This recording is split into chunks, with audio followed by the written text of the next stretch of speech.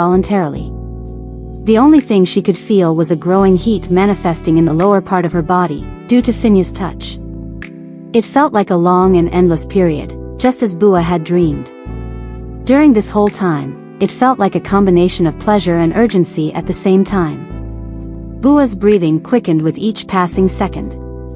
The only thing she could feel was Finya's touch on her body. Fin.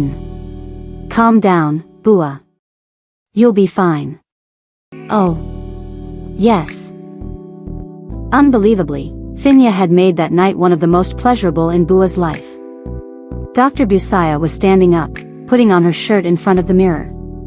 She noticed that there was another person lying in her bed, someone she had never liked. Someone she used to argue with, to the point of wanting to hit him with a shovel. Someone who was now sound asleep, having only rested for 2 hours, just at the time Bua used to wake up every morning. This morning felt strange, and Bua still felt tired from the activities she had done with Finya. Thinking about it, she couldn't help but look at Finya sleeping. Her features were calm and serene in a way Bua had never seen before. The same feeling as the night before.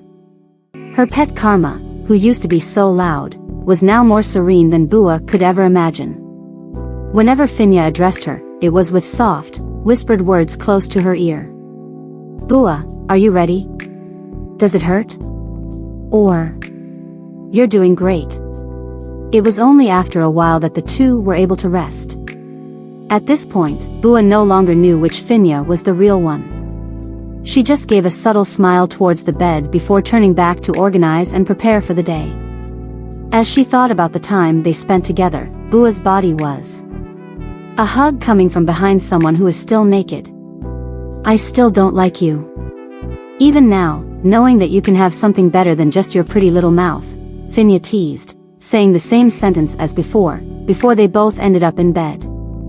However, the difference was in the tone of voice, which was so soft that it made Bua want to turn around and kiss the owner of that voice. Furthermore, the owner of the voice pressed her lips to Bua's neck, who was getting ready. I know, Bua replied. Then why are you in such a hurry? Aren't you going to get some rest?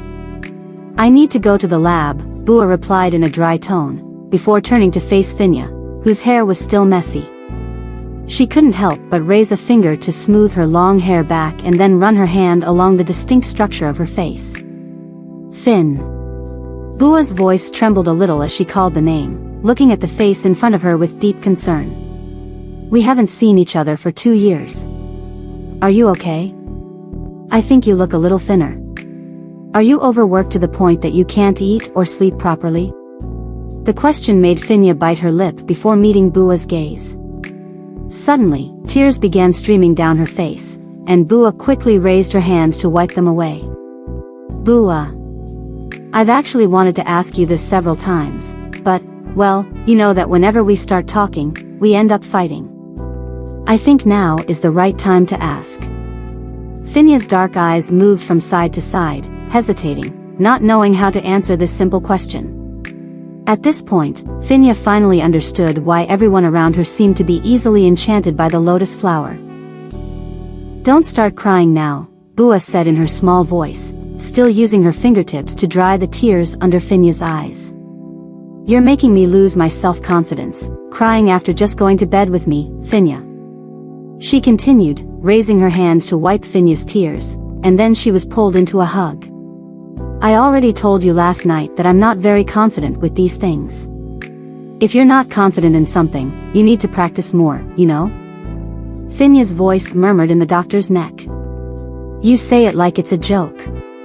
How am I going to practice on my own? These things can't be learned just with theory.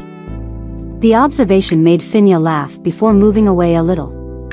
So stay with me a little longer, she said with a pleading tone and look. I want to get to know you better. We've known each other for 3 years.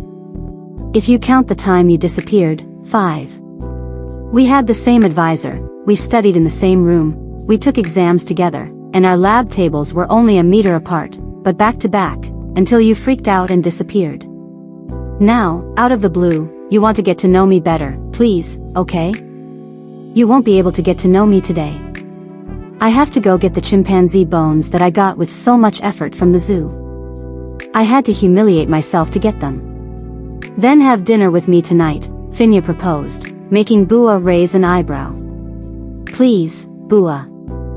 I don't promise anything, because I don't know how long it will take you there. Bua refused, while grabbing a pair of pants to wear.